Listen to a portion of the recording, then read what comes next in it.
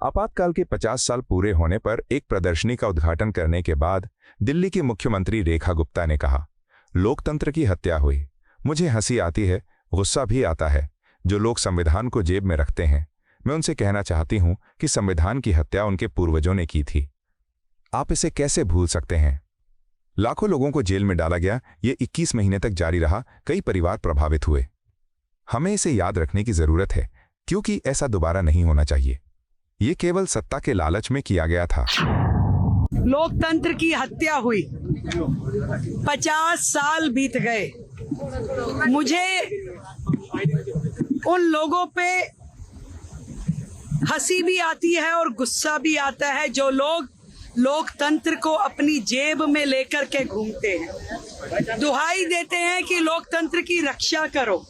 मैं उन्हें कहना चाहती हूं कि भाई, लोकतंत्र की हत्या करने वाले तो तुम्हारे ही पूर्वज थे, जिन्होंने भारत के इतिहास में इससे काला दिन नहीं हो सकता जब गला घोट दिया गया संविधान का। आज आप जेब में संविधान की कॉपी रख के घूमते हो और कहते हो लोकतंत्र बचाओ। आप भूल कैसे सकते हो वो 25 जून 1975 को, जब लाखों लोकतंत्र के सेनानियों को जेल में डाल दिया गया, बिना कसूर के उन्हें सजा दी गई। 1, 2, 3, 4 महीने की नहीं, 21 महीने तक लोग जेल में रहे और उनके परिवार बेसहारा पड़े रहे। एक एक परिवार से 10-10 लोग, हर नेता देश का जेल में डाल दिया गया, यहाँ तक कि पूरा का पूरा देश ही बंदीगृह बन गया। ऐसे लोग, इसीलिए हम लोग चाहते हैं कि ये दिन बार बार याद किया जाए कि फिर कभी भारत के इतिहास में ऐसा अंधेरा ना आने पाए। ऐसा लोकतंत्र की हत्या करने का कोई अवसर किसी को भी, किसी भी सरकार के पास नहीं होना चाहिए। ये पीढ़ियां आज याद कर रही है कि उस समय जो हुआ, उस तत्कालिक सरकार ने जो किया, तत्कालिक प्रधानमंत्री इंदिरा गांधी जी ने जो किया, केवल सत्ता का लोभ जो था, उसके कारण से पूरे देश ने इस काले अध्याय को देखा। आज जब भाजपा सरकार आपातकाल के 50 साल पूरे होने पर संविधान हत्या दिवस मना रही है, भाजपा नेता दिनेश शर्मा ने कहा, कांग्रेस के पास संविधान है, लेकिन उन्होंने ही इसे तार-तार कर दिया। सत्ता खोने के डर से उन्होंने आपातकाल लगाया। जिस तरह से उन्होंने व्यवहार किया, 1971 में जब बांग्लादेश बना, उन्होंने बांग्लादेशियों को शरण दी, स्थिति बिगड़ने लगी। मुद्रास्फीति 19.2% थी, 1974 में ये बढ़कर 27.3% हो गई। लोगों का भड़कना स्वाभाविक था। मैं आज संविधान हत्या दिवस है। कांग्रेस लाल किताब का लेकर चलती है संविधान कहकर उसको, लेकिन संविधान का अपमान करने वाली, उसका धज्जियां उड़ाने वाली यह है। धारा 300 अनुच्छेद 352 का हवाला देकर इन्होंने आंतरिक अशांति के नाम पर, जो इनकी अपनी हताशा थी, अपनी सत्ता को खोने की जो इनका डर था, उस कांग्रेस के डर के कारण इन्होंने इमरजेंसी लागू कर दी। 1971 से इन्होंने एक नारा दिया कि गरीबी हटाओ, लेकिन गरीबी हटाने के बजाय गरीबी हटते गए। तुर्कमान गेट पर जिस प्रकार से झुग्गियां हटाने के लिए इन्होंने हजारों लोगों को गोली पे चला दी, जिस तरीके से ये व्यवहार कर रहे थे, चारों तरफ एक वायुमंडल ऐसा बना कि 1971 में जब इन्होंने बांग्लादेश बनाया तो सारे बांग्लादेशियों को, कितने बांग्लादेशियों को इन्होंने शरणार्थी बना दिया। यानी जो भारत की अर्थव्यवस्था थी, शरणार्थियों को यहां आश्रय देने के कारण बिगड़ने लगी। और वो दौर था कि 1974 में 73 में जो महंगाई दर थी वो थी 19.2%, यानी इतनी बड़ी महंगाई दर। आज हमारी 7-8% की महंगाई दर होती है तो ये चिल्लाते हैं, उस समय इनकी महंगाई दर 19.2% हो गई और 1974 में बढ़कर अचानक 27.3% हो गई। हाहाकार मच गया, मुद्रास्फीति की दर बढ़ गई, महंगाई की दर में वृद्धि हो गई, जीडीपी गिरने लगा, लोगों के रोजगार छिनने लगे। ऐसे समय लोगों का असंतोष स्वाभाविक था। माननीय न्यायालय के निर्णय में, जिसमें साफ हो गया था कि आदरणीय राजनारायण जी ने जो रिट दायर करी, माननीय न्यायालय ने इनको 6 वर्ष के लिए इंदिरा जी को किसी भी पद के अयोग्य घोषित कर दिया और ये भी निर्णय कर दिया कि उनकी सदस्यता चली जाएगी और वो कोई पद को धारित नहीं कर सकते। उसको बचाने के लिए इन्होंने एक जो धारा 352 थी, अनुच्छेद 352, उसका सहारा लेके 25 जून की रात को इमरजेंसी, फखरुद्दीन अली साहब उस समय राष्ट्रपति हुआ करते थे, लागू कर दिया। आपातकाल के 50 साल पूरे होने पर आज भाजपा सरकार संविधान हत्या दिवस मना रही है। कांग्रेस नेता प्रमोद तिवारी ने कहा, सरकार जिस तरह से अपने संसाधनों का इस्तेमाल कर इस अवसर का जश्न मना रही है। 1985 में जनता का जनादेश आया था, लेकिन आज देश अघोषित आपातकाल का सामना कर रहा है। क्या आपने कभी संसद से 150 सांसदों को निष्कासित होते देखा है? पिछले चुनाव में 400 सीटें पाकर वे संविधान बदलना चाहते थे, लोगों ने मना कर दिया। आज जिस तरह सरकार के संसाधनों का अरबों रुपए खर्च करके 50 साल पुराने इमरजेंसी की वर्खी मना रही है सरकार, तो उसके बाद तो जनता का आदेश आ गया था 80 में, 85 में, कई चुनाव में।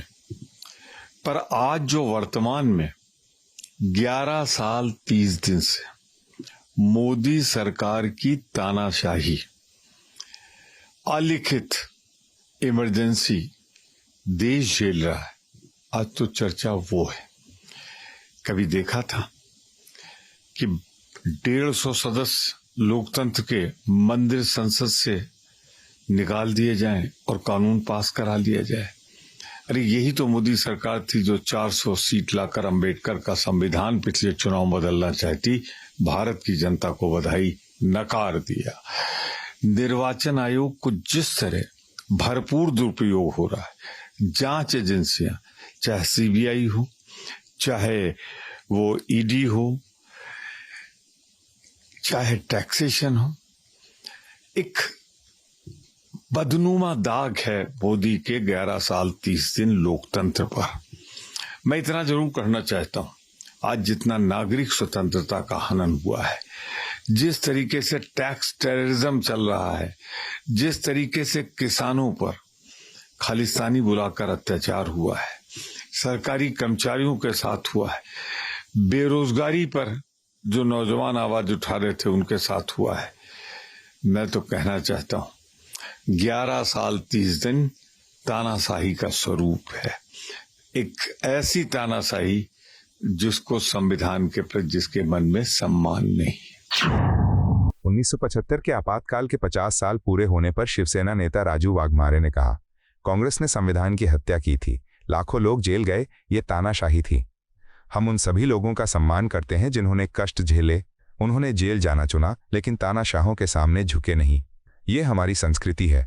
अगर कोई पार्टी फिर से आपातकाल लगाती है तो शिवसेना उसका विरोध करेगी। आज का ही दिन है कि इस दिन इस देश में संविधान लाने वाले परम पूज्य डॉक्टर बाबा साहब अंबेडकर के तत्वों का, इस देश के लोकतंत्र का अगर किसने गला फाड़ के अगर हत्या कर दी होगी, वो कांग्रेस ने आज के दिन करके इस देश में आनी बानी जाहिर की। लाखों लोगों को जेल में डाला, लाखों लोगों को हाल और अपेष्टा सहन करना पड़ा। इस देश में पहली बार तानाशाही लेके आने का काला काम अगर किसने किया रहेगा तो वो कांग्रेस ने किया, और आज का ही दिन है वो। और यही दिन आने वाली पीढ़ी को समझना चाहिए कि कांग्रेस ने किस तरीके से अंग्रेज जाने के बाद अंग्रेजों का देह अपना के इस देश में हुकूमत लाने की कोशिश की। आज वही दिन है और यही दिन हमको याद करना पड़ेगा कि आने वाली पीढ़ी को बताना पड़ेगा कि लोकतंत्र की हत्या इन्होंने कैसी की, और ना कोई पार्टी आगे चल के इस तरीके की हत्या कर सकती है। जो लोगों ने इस इमरजेंसी के अंदर जेल में गए लाखों हजारों लोग ने हाल अपेष्टा सहन किए, हम सभी उनका शिवसेना की तरफ से सम्मान करते हैं, हम उनको नमन करते हैं, कि इस देश में लोकतंत्र बचाने के लिए ये लोगों ने जेल में जाना पसंद किया, लेकिन तानाशाह के सामने झुकना पसंद नहीं किया। और यही अपने देश की संस्कृति है। तो शिवसेना की तरफ से आदरणीय हमारे नेता एकनाथ शिंदे की तरफ से ये सभी आड़ी बाड़ी के टाइम पे जो लोगों ने अपना पूरा संसार बिछा के इस देश के लोकतंत्र को बचाया है, उनका हम सम्मान करते हैं, उनका हम आदर करते हैं। और ये शिवसेना आने वाले समय में इस तरीके की कोई हरकत अगर कोई भी पार्टी करती है तो उसके खिलाफ शिवसेना खड़ी रहेगी। और शिवसेना के नेचर के अंदर, शिवसेना के स्वभाव के अनुसार उसका डट के सामना करेगी और इस देश में लोकतंत्र रहने के लिए पूरी तरह का सहयोग करेगी। ठाणे में एक प्रेस कॉन्फ्रेंस को संबोधित करते हुए शिवसेना नेता संजय राउत ने कहा, आप आपातकाल को संविधान हत्या दिवस कैसे मान सकते हैं? संविधान में लिखा है कि जब देश के भीतर सुरक्षा का कोई उल्लंघन होता है या कोई दहशत फैलाना चाहता है तो राष्ट्रपति की मंजूरी से प्रधानमंत्री द्वारा आपातकाल लगाया जा सकता है। इंदिरा गांधी ने पूरी छूट दी थी संविधान का सम्मान। आपातकाल के बाद इंदिरा गांधी चुनाव हार गईं और उन्होंने इसे स्वीकार कर लिया, आज के विपरीत। 50 साल हो गए, ये बात सही है। आपातकाल इंदिरा गांधी ने लगाया था, 50 साल हो गए और हमारी पार्टी शिवसेना बाला साहब ठाकरे जी ने इमरजेंसी को समर्थन दिया था। ये भी मैं आपको बताना चाहता हूँ, हमारे पार्टी ने इमरजेंसी को समर्थन दिया था। मैं आपको पूछता हूँ, इमरजेंसी संविधान के खिलाफ या संविधान हत्या दिवस आप कैसे मान सकते हो? हमारे संविधान में ये लिखा है और ये व्यवस्था है हमारे संविधान में, जब देश की अंतर्गत सुरक्षा को बाहरी शक्ति से या अंदरी शक्ति से कोई धोखा उत्पन्न होता है, हाँ, कोई अराजकता फैलाना चाहते हैं, तो प्रधानमंत्री राष्ट्रपति की मंजूरी से आपातकाल लगा सकती है। यह संविधान में दिया हुआ अधिकार है किसी भी सरकार। और इंदिरा गांधी ने संविधान का पूरा सम्मान करते हुए ये उस वक्त आपातकाल लगाया था। ये इंदिरा गांधी थी जिसने लोगों को सामने आकर कहा कि मैं आपातकाल इस कारणों से लगा रही हूँ और जब स्थिति सुधर जाएगी तब आपातकाल में पीछे ले लूंगी। और इंदिरा गांधी ने आपातकाल पीछे लिया और चुनाव को भी तुरंत, वो 22 महीने के बाद चुनाव को भी सामने गई इंदिरा गांधी। ये लोकतंत्र है। किसी भी लोकतंत्र में आपातकाल को एक संवैधानिक मान्यता है, तो आप उसे संवैधानिक हत्या दिन या लोकशाही विरोधी दिन नहीं मान सकते, नहीं मान सकते आप। चुनाव इंदिरा गांधी ने हेरा फेरी करके चुनाव जीत सकती थी उस वक्त भी, जो आज हो रहा है। लेकिन आपातकाल के बाद इंदिरा गांधी चुनाव का ऐलान किया, इंदिरा गांधी चुनाव हार गई, खुद इंदिरा गांधी चुनाव हार गई, उनकी पार्टी हार गई, इंदिरा गांधी ने वो स्वीकार कर लिया। आज ऐसा हो रहा है क्या? इंदिरा गांधी उस वक्त भी हेरा फेरी करके, दहशत और भय निर्माण करके पैसों के बल से चुनाव जीत सकती थी। आपातकाल की 50वीं वर्षगांठ पर केंद्रीय मंत्री शिवराज सिंह चौहान ने कहा, जिन्होंने लोकतंत्र की हत्या के खिलाफ आवाज उठाई, जिन्होंने लोकतंत्र की बहाली के लिए आंदोलन किया, जो संविधान की रक्षा के लिए जेल गए, मेरा मानना है कि ये आज़ादी के लिए तीसरा आंदोलन था। जब मैं जेल गया तो मेरी दादी बीमार पड़ गईं, बाद में उनकी मृत्यु हो गई। ऐसे कई नेता थे जिन्हें अपने परिवार के सदस्यों की मृत्यु पर अंतिम दर्शन में शामिल होने की अनुमति नहीं थी। इसलिए जिन्होंने लोकतंत्र की रक्षा के लिए आवाज उठाई, उन्हें निश्चित रूप से लोकतंत्र सेनानी कहा जाना चाहिए। इसलिए मैंने मध्य प्रदेश में सीएम रहते हुए ऐसा किया। जिन लोगों ने लोकतंत्र की हत्या के खिलाफ आवाज उठाई, जिन्होंने लोकतंत्र बहाली के लिए आंदोलन चलाया, जो संविधान की रक्षा के लिए जेलों में गए, मैं मानता हूं कि ये आजादी की तीसरी लड़ाई थी। प्रथम स्वतंत्रता संग्राम, फिर दूसरा स्वतंत्रता संग्राम, और ये तीसरा ही था जब पूरे देश में आपातकाल लगा के दमन चक्र चलाया गया। तो उन्होंने बहुत कुर्बानी दी। मैंने बताया, कई के छोटे मोटे कारोबार करते थे, व्यापार ठप हो गया, बीमार हो गए, अब मेरी दादी माँ, मैं जेल में था तो जेल में गया तो बीमार हो गई कि लड़का जेल चला गया और बाद में उनकी मृत्यु हो गई। कई ऐसे नेता थे जिनके परिवार में मृत्यु हो गई, उनको अंतिम दर्शन के लिए नहीं जाने दिया। तो जिनने लोकतंत्र की रक्षा के लिए आवाज उठाई उनको लोकतंत्र सेनानी कहना ही चाहिए, उनका सम्मान करना चाहिए। इसलिए मुख्यमंत्री रहते हुए मध्य प्रदेश में हमने किया था। आपातकाल के 50 साल पूरे होने पर मध्य प्रदेश के सीएम मोहन यादव ने कहा, एक काला धब्बा है। कांग्रेस ने आज 1975 में आपातकाल लगाया। यह अदालत के फैसले के बाद किया गया था। कांग्रेस ने हमेशा की तरह अपने हित में सब कुछ दरकिनार कर दिया। उन्होंने BR अम्बेडकर का अपमान किया। कांग्रेस नेताओं को पश्चाताप करना चाहिए। दिवस, काला धब्बा, गणतंत्र के ऊपर तमाचा। कांग्रेस ने आज ही के दिन 1975 में 25 और 26 की रात ये जो कलंक लगाया था, इंदिरा गांधी जी ने अपने चुनाव हारने के बाद कोर्ट के द्वारा दिए गए निर्णय के परिप्रेक्ष्य में, चूंकि कोर्ट ने उनके चुनाव का योग्य बताते हुए राजनारायण जी को विजय श्री देने का निर्णय सुनाया था। लेकिन जैसा कि होता है, कांग्रेस हमेशा अपने व्यक्तिगत स्वार्थ के लिए कानून, संविधान, व्यवस्था, किसी नियम को नहीं पालन करती है। और अंबेडकर जी के लिए आज ग्वालियर में कांग्रेस के मित्र घड़ियाली आंसू बहा रहे हैं। वो बेहतर होगा कि उपवास में याद करें कि अंबेडकर जी को जीते जी उनने कितना त्रास दिया है।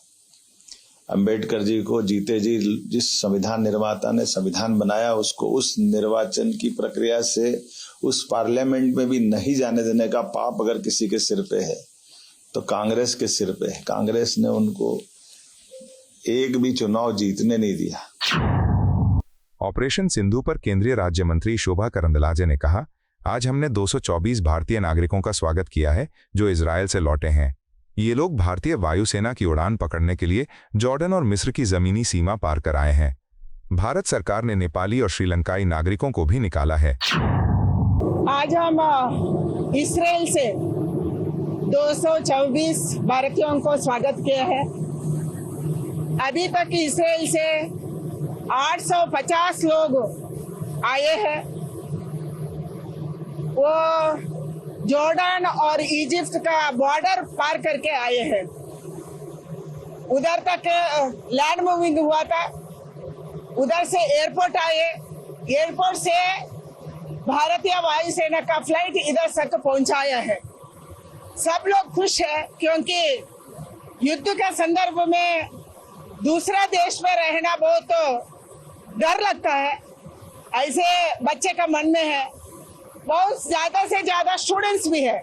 कई लोग उधर काम करने के लिए गए, कई लोग पढ़ाई के लिए गए। इसलिए आज बहुत अच्छा लगा क्योंकि प्रधानमंत्री जी हमारा भारतीयों को वापस लेने का काम कर रहे हैं। कोई भी देश नहीं किया है। हमारा देश पहली बार ईरान एंड इजराइल से उसको रक्षा करने के काम, वापस लाने के काम कर रहे हैं। हमारा लोगों के साथ श्रीलंकन आए हैं, नेपाली भी आए हैं। इसीलिए भारत सरकार सबका रक्षा के लिए प्रतिबद्ध है, हम वो कर रहे हैं। अभी भी भारतीय आए, सबको एक तरह से पहुंचाया भी जा रहा है उनके घरों तक। लोगों का भी कहना है कि वो एमपीए और भारत सरकार का शुक्रिया अदा कर रहे हैं। क्या आपको क्योंकि स्थिति चीज की हो गई है, तो क्या और भी भारतीय आ रहे हैं यहाँ?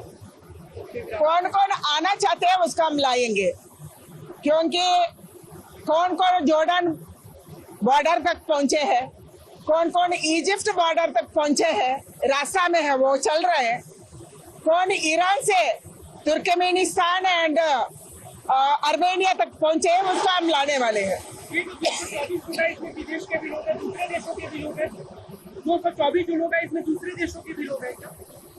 इसी में नहीं है, इसी में केवल भारतीय है।